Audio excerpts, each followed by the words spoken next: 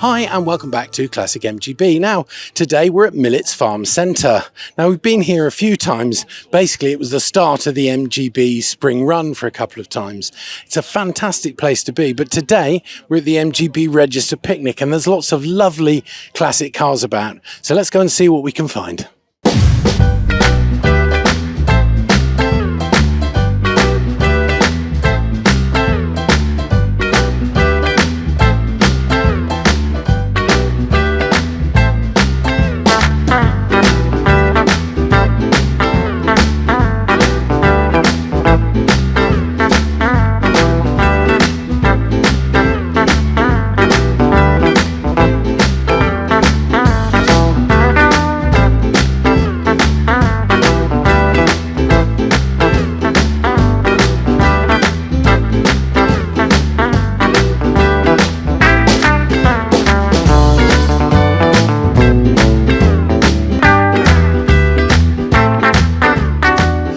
Without doubt, the shiniest, most beautiful MGB has to be this car. I have actually seen it before, but I've managed to catch up with the owner, David Laidlaw. So David, tell me about your car. Well, I've owned the car 9 years now. I bought it as a retirement project. Right. I like most people, I was a bit nervous about retiring and not having enough to do, which was foolish really, because along with the car did some other things, but I bought the car as a project from a chap who'd spent quite a little bit of time getting the bodywork right, and I found a solid car. The previous owners that had owned it 15 years, so within 30 years, if you like, it'd been under short membership. And then I decided that what I would do is I would pull it apart bit by bit, as you tend to do, and then put it back together again and try and improve it. So the car's had a complete rebuild from front to back. So I've got it to a stage now, I think it's almost finished, but of course... Almost?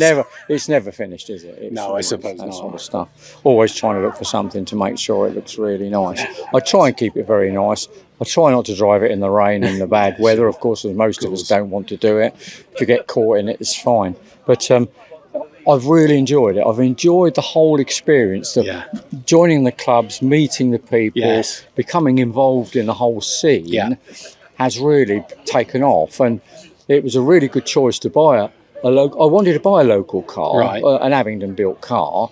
I'd never, as a youth, you wouldn't get near any one of these, as you know, we all drove bits of junk about in those days, but it did give me the basic background to how to survive these cars and how to keep them on the road and that sort of stuff. So it has been a really good thing to do for a retirement project. Yeah, absolutely. I mean, it looks absolutely beautiful. What was the most difficult thing you had to do? We've rebuilt the engine. You did that yourself? Well, I dropped a cam follower one day, and a friend of mine who was brought up on these said, well, let's see what we can do about it. But we had to pull the engine to get the cam follower out.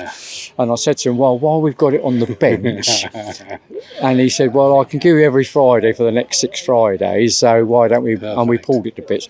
But I wanted to get involved in it. He obviously was the mechanic, but I took bits away and cleaned it and put them back and sourced all the bits. And when we put it back together again and that sort of stuff, we ended up doing a complete rebuild. The only thing that went back in was the crank and some of the con rods. The rest of it was push rods, that all that sort of stuff.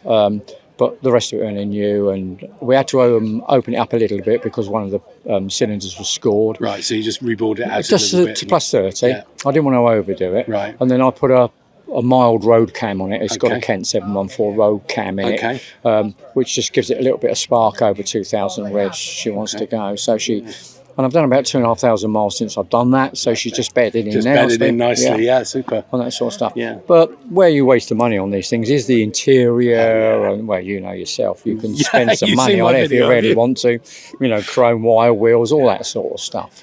Yeah, I mean, I have this thing about wire wheels. I'd love them, but I just don't have the patience to clean them. Fortunately, I bought them last year off a chap who's selling cars for a living, and he's put them onto an MGB, sold the car, and the owner didn't want wire wheels. He was adamant he wanted road styles back onto it. So he put road styles back on it and says, now I've got a brand new set of, so I talked hard at Sounds him, like a plan, and yeah. I got a bargain, which Yeah. was unusual, really, because these things can cost a bit of money. So what is it that do you think is special about the MGB in particular? It's local. I mean, I show her off, as you know, Right. you Yeah, see of them at course. Yeah, shows. yeah, absolutely. And it's amazing how many people have some sort of a relationship to the MGB. Yeah. My dad worked there, my brother worked there, my Yes, uncle worked there. yes. Or, in fact, I've had a chap come to me, if he said, if this is teal blue, I sprayed this car because I sprayed every teal blue car at the factory. Oh, fantastic. All that sort of stuff. Yeah, brilliant. And ultimately, because it's local, you do get lots of people coming to see the car. The car's very popular. Teal blue wasn't a particularly popular colour in the early days, but as it goes and grows, it seems to become quite popular. I think it was a Leyland colour because I remember my first Mini being teal blue. It was because this is a British Leyland car, although it was built in Abingdon. What age? So it's 73, 74. So it was the bodies were pressed steel and that sort of stuff, and then made at Abingdon. But really, it was all under British Leyland management by then, and teal blue, as you say, was a British Leyland colour. Yeah, absolutely. Yeah. Well, I have to say, I think it's definitely the shiniest, most beautiful MGB I've ever seen. Polish on it, I must say, and she gets a lot of time and attention from me. Yeah. Like yourself, just fettling it, I find it therapeutic and relaxing.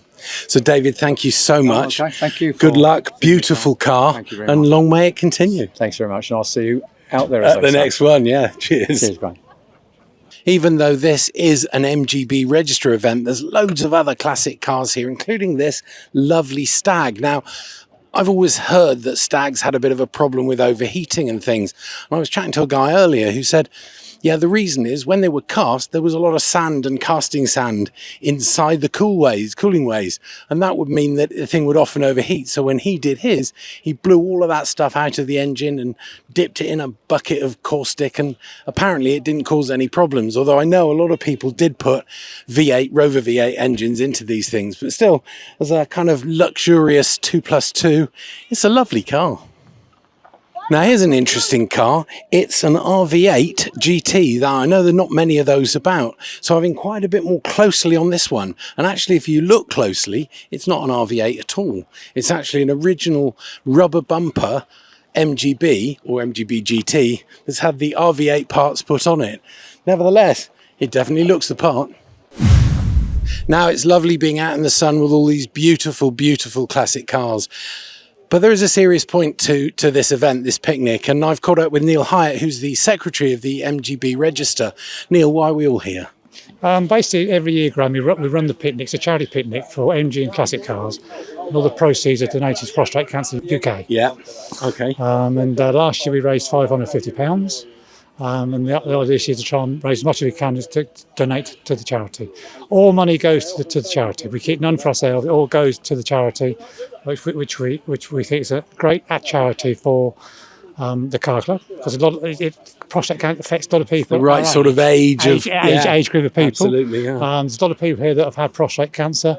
A lot of people are here going through treatment as we speak. So I think it's a very relevant charity for the MG Car Club, really. Yeah. And this is the third year that we've actually we supported it. Yeah. And you pleased with the turnout today? Fantastic. We had about 95 pre-entries, and we had about 25 cars turn up on the day, so we've well over 100 cars here. And everybody is so great when they donate. Yeah. They've put in like £5, £10 in. Good. They all feel it's a very worthwhile charity. So it feels a very, very worthwhile event to run every year. Yeah. And I mean, I have to say, Neil, because I've got involved with the register, you work really hard. So a big thank you from the community for organising all these things, because I know how much hard work it is. Great, thank you very much. And also Millets are very good. Millets always let us come here. Yes. They give us good support, not just for this, but also for our spring run every year. Yeah, we've been. So it's nice to keep in touch with Millets. So they give us good support, really. Yeah, well, I think we might be off for a roast shortly. So okay, well, time to enjoy your roast then. Thank you, Neil. Lovely to talk to you. Thank you very much. Take care. Okay. Cheers.